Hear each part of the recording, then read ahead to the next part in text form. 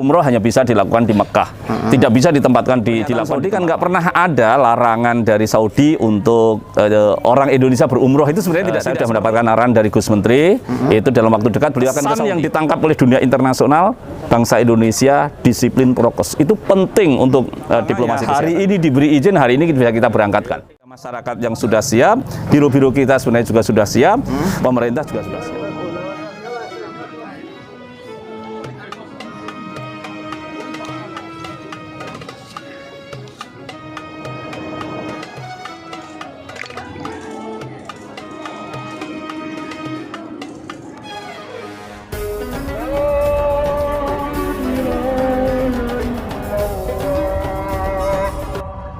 صلوا في بيوتكم صلوا في بيوتكم.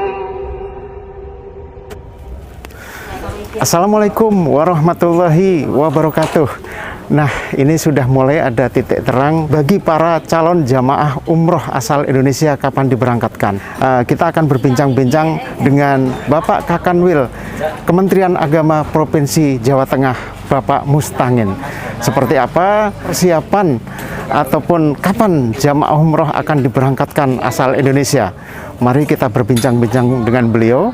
Namun sebelum menyaksikan tayangan kami secara lengkap, jangan lupa like, komen, dan subscribe di Mediasi Channel. Ya. Jadi ini kan Arab Saudi sudah membuka untuk ibadah umroh, perjalanan ibadah umroh. Tapi Indonesia ini baru akan Pak ya, dan udah mulai. Jadi kesiapannya seperti apa Pak? Ya, jadi yang kita juga tentu bersimpati ya dengan saudara-saudara kita yang kemarin sebenarnya sudah bisa berangkat, bahkan sudah berangkat, ada bahkan yang sudah sampai Jeddah. Kemudian ada yang sampai di Jakarta atau di bandara-bandara se-Indonesia itu terpaksa karena ada pandemi tertunda. Tentu kemudian kita harus mengikuti protokol yang ditetapkan di Saudi karena umroh hanya bisa dilakukan di Mekah, tidak bisa dilakukan di tempat lain. Saudi sudah membuat aturan-aturan itu. Kita ikuti bersama. Kita ikuti bersama. Nah, salah satunya adalah yang menjadi titik perhatian Saudi dan tentu saja kemudian kita adalah soal protokol kesehatan. Jadi Saudi sangat menjaga betul protokol kesehatan sehingga tata laksana umroh yang sekarang ini pun itu tidak sebagaimana pada saat normal kemarin. Jadi mungkin new normal yang super ketat. Gitu ya.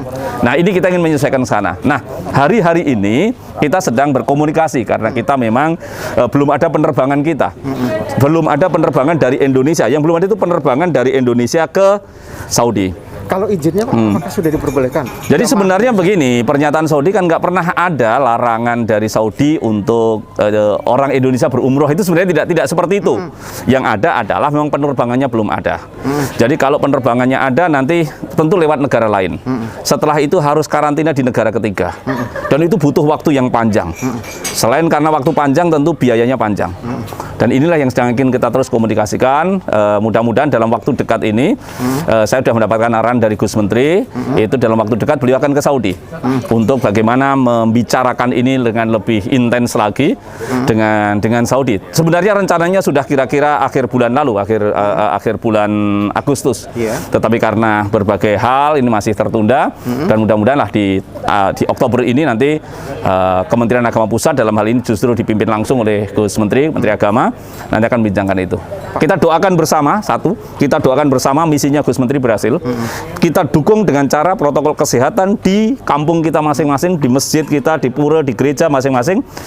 Kesan yang ditangkap oleh dunia internasional, bangsa Indonesia disiplin prokes. Itu penting untuk diplomasi kesehatan kita. Jadi intinya Pak, pemerintah Saudi itu tidak melarang jamaah Indonesia yang akan melaksanakan ibadah umroh, tapi memang perjalanan perjalanannya belum ada. Penerbangan yang belum ada. Pak, kasih bocoran Pak, kira-kira kapan diizinkan? Ya itu, jadi itu tadi. Jadi mudah-mudahan Oktober ini Gus Menteri sudah bisa ke Saudi, oke kan? Nah, nanti kita dan misinya berhasil. Pak, kesiapan Jawa Tengah sendiri Pak untuk memberangkatkan para jamaah. Oh iya, jadi gampangannya hari ini diberi izin, hari ini bisa kita berangkatkan. Jadi kita sudah intens dengan PPIU ya, atau yang lebih masyarakat dikenal sebagai Biro Umroh itu, kita sudah intens berkomunikasi untuk menyiapkan semuanya.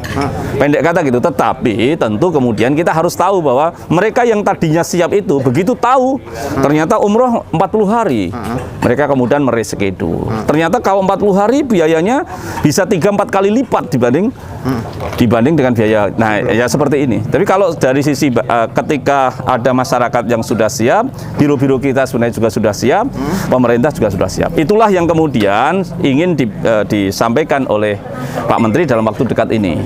Nah, itu tadi, gimana agar ini cepat berhasil? Dua, siji ndongake agar misinya Pak Menteri berhasil. Yang kedua, kita dukung di perilaku sehari-hari kita. Kan gini kan juga, kalau kita lihat itu di Saudi sedemikian ketatnya di Masjidil Haram itu, mereka kan ngintip kita juga. Kita ini di pasar kayak apa, di masjid kayak apa, di kampung kayak apa gitu. Jadi kedisiplinan, saya katakan kedisiplinan kita dalam mentaati prokes itu menjadi diplomasi kesehatan yang penting untuk dunia internasional. Bukan hanya soal umroh, tetapi juga bagaimana kita berdialog dengan internasional. Pak Nun Sewu, ini kan jamaah umroh ini kan sudah menunggu cukup lama Pak, 2 tahun lah Pak sekitar. Mungkin yang udah daftar ataupun udah bayar itu dari 2 tahun yang lalu, tapi sebenarnya sampai sekarang belum bisa berangkat. Artinya pesan apa untuk para jamaah supaya ini yang sudah kita lakukan, yang kita sudah sampaikan kepada biro-biro itu agar komunikasi tetap jalan, jangan terputus komunikasi, sehingga mereka yang sudah daftar itu mendapatkan update informasi.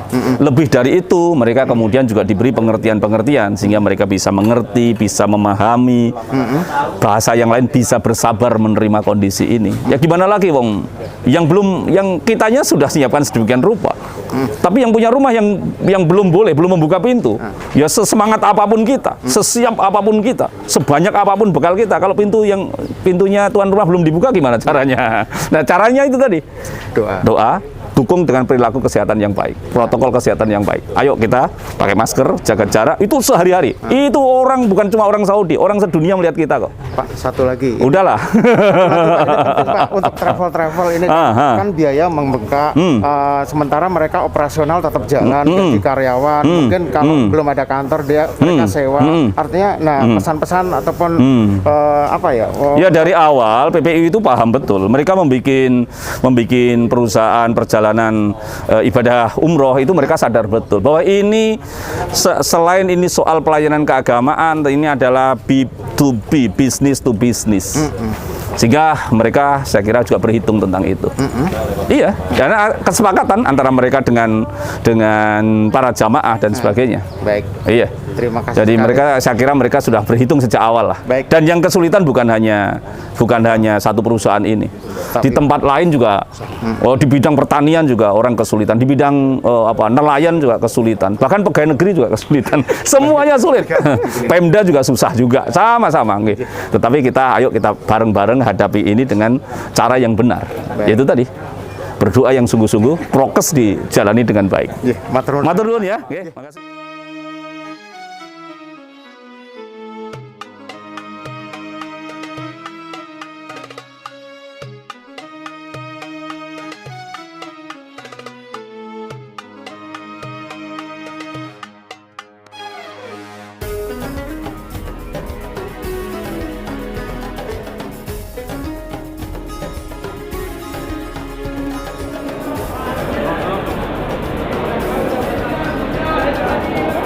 إن الصفا والمروة من شعائر الله فمن حج البيت أو اعتمر فلا جناح عليه أن يطوف بهما ومن تطوع خيرا فإن الله شاكر عليم.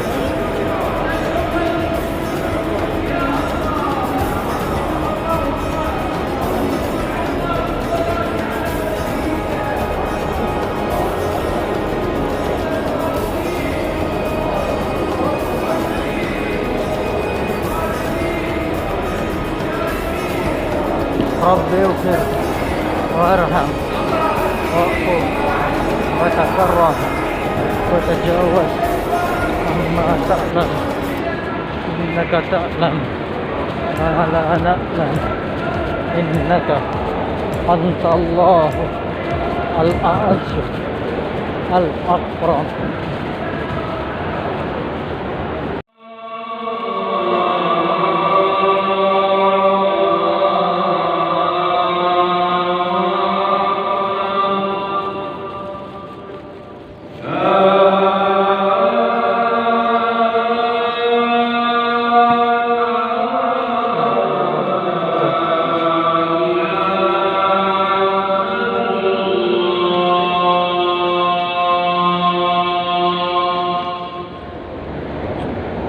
رب اغفر وارحم واعفو وتكرم وتجاوز عما تعلم إنك تعلم ما لا نعلم إنك أنت الله الأعز الأكرم.